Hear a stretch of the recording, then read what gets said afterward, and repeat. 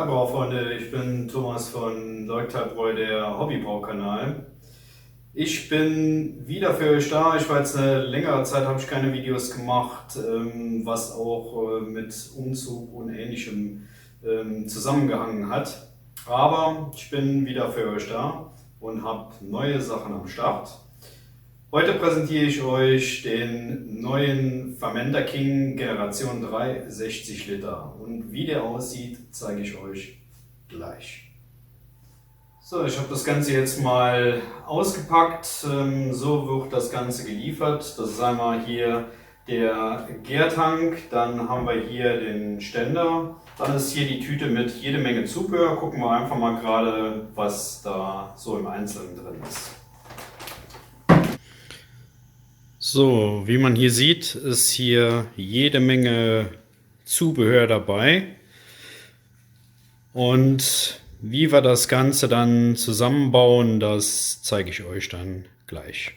Zuerst fangen wir einfach an, hier den Ständer zu montieren. Das heißt, der Ständer ist mit Rollen ausgestattet, die unten angebracht werden. Wobei ich hier sehe, dass jede Rolle eine einzelne Bremse hat, die man dann zumachen kann, um das Wegrollen vom Gärtank dann zu verhindern. Die Rollen werden einfach hier so eingesteckt, das heißt, man muss dann gucken, dass die Feder etwas zusammengedrückt ist, dann gehen die auch recht leicht rein. Das Ganze 4-mal.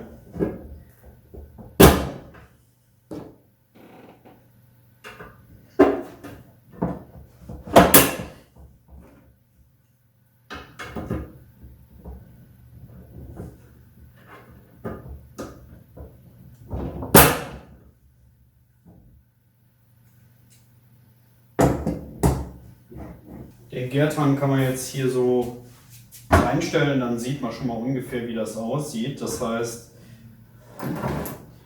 der rollt jetzt hier noch durch die Gegend und wenn ich jetzt hier die Bremsen zumache,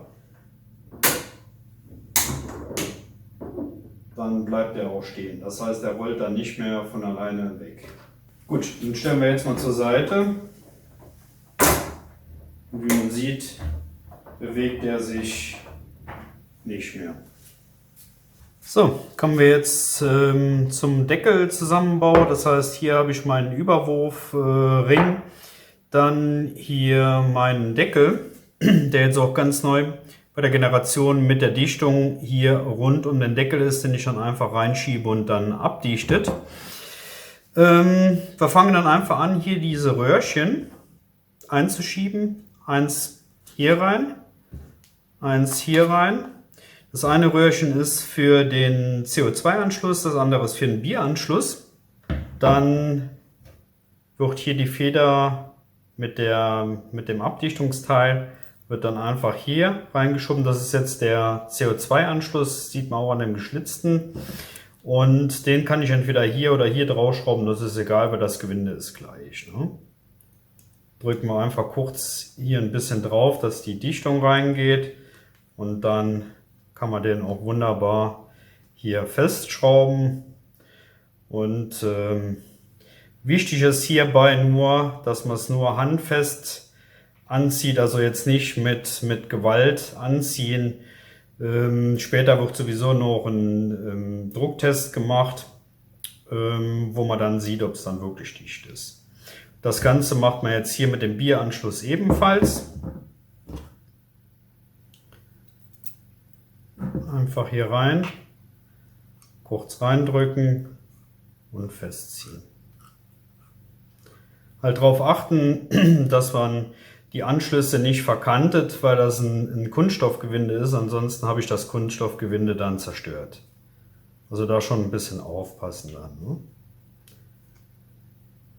So, handfest angezogen, so sieht das dann aus. Jetzt kommen wir zum nächsten Schritt. Dieses Loch ist für das Überdruckventil gedacht. Das wird einfach hier in diesen Adapter reingeschraubt. Und dann müssen wir hier einen Dichtungsring dann hier drüber ziehen und dann einfach hier reinschrauben.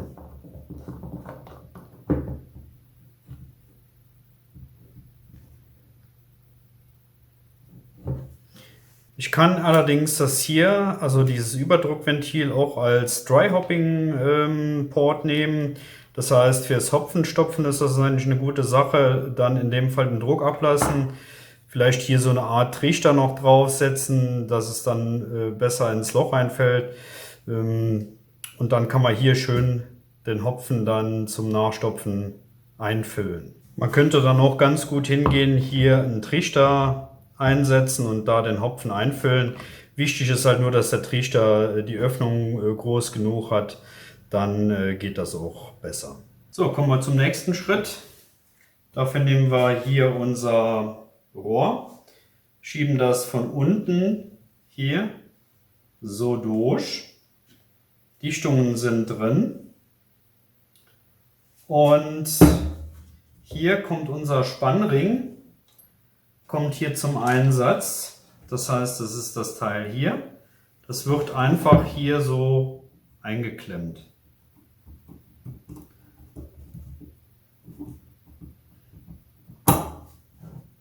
So. Es hat einfach den Grund, dass das Rohr nicht nach oben rausgeht. Dann können wir hingehen, hier das Oberteil dran machen. Das heißt, hier ist ein Loch und hier ist eine Madenschraube, die dann in das Loch reingreift. Und ich habe jetzt hier noch so einen kleinen Imbusschlüssel ist hier noch dabei. Und damit schrauben wir das jetzt ein bisschen raus.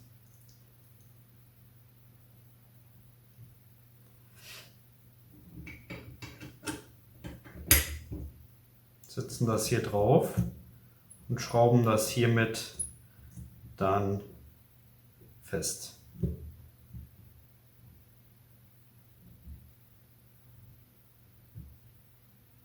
Auch nur handfest, also nicht zu stark anziehen, weil nach fest kommt ab. Das hier ist auch so eine Art Griff, dann kann ich dann den Verschluss unten zum Hefeauffangbehälter öffnen und schließen, aber das gucken wir uns dann später an. Von dieser Seite aus, das ist der Verschluss unten für den Tank. Da setze ich jetzt meine Dichtung drauf, einfach drüber ziehen und damit wäre dieses Teil schon soweit fertig. Das legen wir mal zur Seite. So, hier jetzt der Tank wieder auf dem Tisch, das heißt, wir müssen jetzt hier unten unseren Einsatz einsetzen. Das ist das Teil hier. Die Rändelmutter losschrauben und hier mit der Dichtung nach unten in den Tank fallen lassen.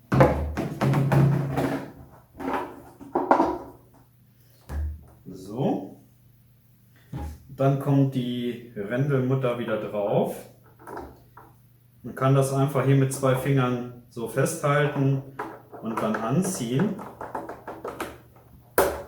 Und dann zieht das sich auch bei.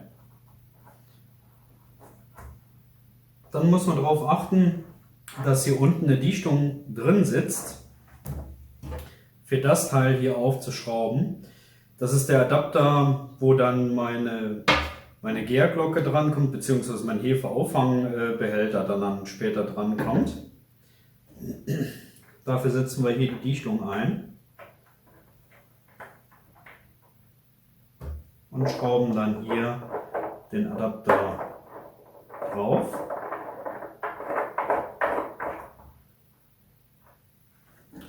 Und dann kommt unser Hefeauffangbehälter unten drauf. Hier ist ebenfalls drauf zu achten, hier muss auch eine Dichtung drin sein. Ne?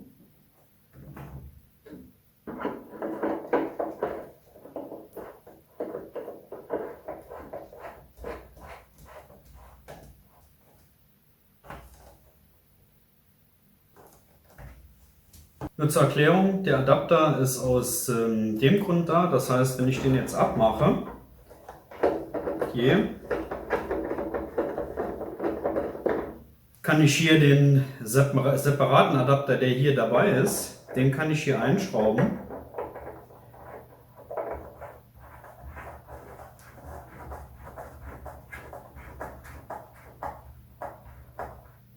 Dieser Adapter ist der Tree Clamp Adapter, das heißt, ich kann hier mit Auslasssänen oder ähnlichem im Tree-Clamp-System direkt hier adaptieren und dann anbringen. So, hier für die Anbringung des Aufklebers habe ich hier in dem Fall 2 Liter Wasser eingefüllt. Das heißt, zuerst hier unten den Collection Bowl bzw. den Hefeauffangbehälter gefüllt, hier bis zum Rand.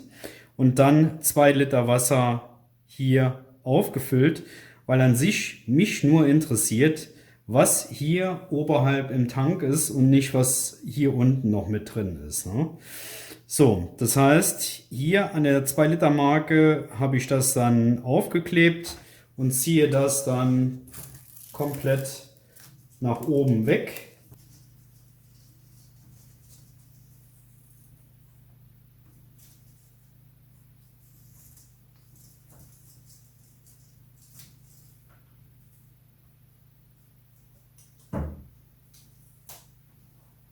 Dann kleben wir hier den Temperatursticker. Ich mache den einfach mal hier von 30 Liter abwärts. Klebe ich den jetzt mal auf. Und das könnt ihr aber individuell machen, je nachdem, wo ihr das gerne haben möchtet. Ist natürlich auch davon abhängig, wie viel Liter ihr jeweils in den Tank einfüllt. Das heißt, es bringt nichts, wenn ich jetzt nur, sage ich mal, 30 Liter einfülle und das Temperaturpad klebt hier oben irgendwo. Deswegen ist es dann immer besser im unteren Bereich dann angebracht, in dem Bereich, wo ihr euch normalerweise flüssigkeitsmäßig bewegt. Dann schauen wir mal weiter. Und zwar müssen wir jetzt gucken, für den Schwimmer mit der Bierleitung anzubringen. Dafür nehmen wir hier den Schlauch und schließen den hier an dem Schwimmer an. Das ist mal ein bisschen tricky, aber es geht. Ein bisschen aufdrehen hier, dann passt das. So, das Ganze ist hier mit so einem Art Schlüsselring hier versehen. Das hat ganz einfach den Grund, das wird dann hier so drum gelegt. Das machen wir jetzt mal.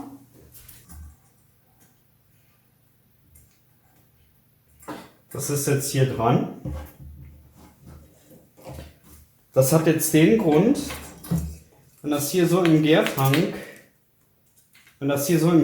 sitzt, war manchmal das Problem, dass hier die Ansaugung seitlich am Tank gesaugt hat und sich festgesaugt hat. Ne?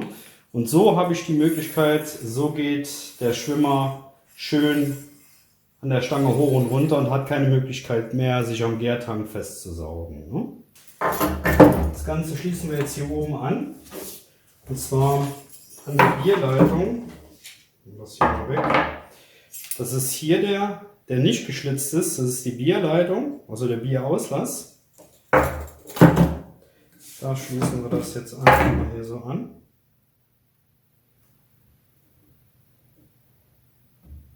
So, jetzt ist an sich nur noch das Ganze einsetzen.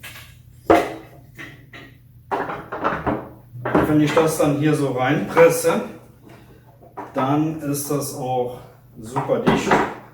Dann kann ich hier oben meinen Spannring drauf machen und das Ganze verschließen. Hier an der Seite habe ich 2 Griffe, womit ich dann den Tank auch anheben kann. Die sind stark genug, auch wenn der Tank voll ist, dass man ihn damit anheben kann. Hier ist jetzt dieses Rohr mit dem Verschlussstopfen nach unten. Das heißt, wenn ich das jetzt hier komplett reindrücke, dann kann ich unten meinen Hefeauffangbehälter einfach abschrauben. Das ist dann von oben her komplett dicht. Wir können einfach mal kurz in den Tank reingucken. So sieht das dann im Tank aus. Das heißt, wenn ich das Rohr nach oben ziehe, ist auf.